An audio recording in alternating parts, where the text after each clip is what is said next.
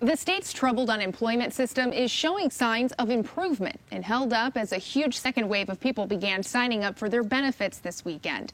Coloradans have taken one of the most severe financial hits in the country during the pandemic. The unemployment rate is 8.4%. That's fourth worst. Jeff Todd has been covering this issue extensively, and Jeff, people are happy to just be able to pay their bills. Kelly, the state said in the past 3 days it has paid out more than $200 million to people that are in this phase 2. It has also expanded time in the call center. But for many people that have spent the past few weeks in a dire financial situation, they haven't tried the call center. They've turned to Facebook for help. Really, the whole point of the Facebook group is crowdsourcing, because no one of us has one answer. We're only doing what we know. Erin Joy Swank started moderating one of the unemployment-related pages earlier this year.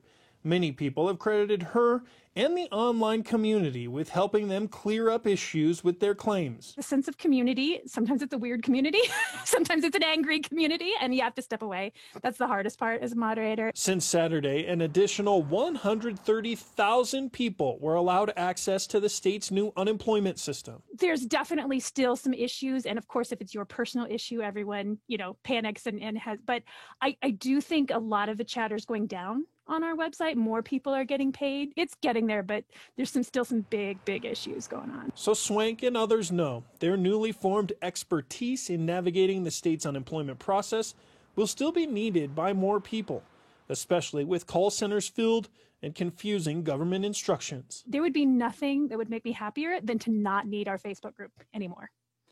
Not have to write the blog posts and not spend all this time, all of us online. Luckily, more people are getting through. There's a heck of a lot of questions still going on.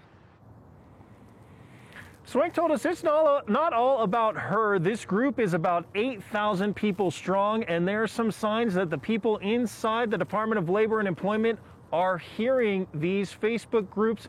We're told that there is an effort underway to take some of these people that have been trying to go through this process and bring them into the department so that things can become more understandable and easier to digest. We're live in Denver tonight. Jeff Todd covering Colorado First.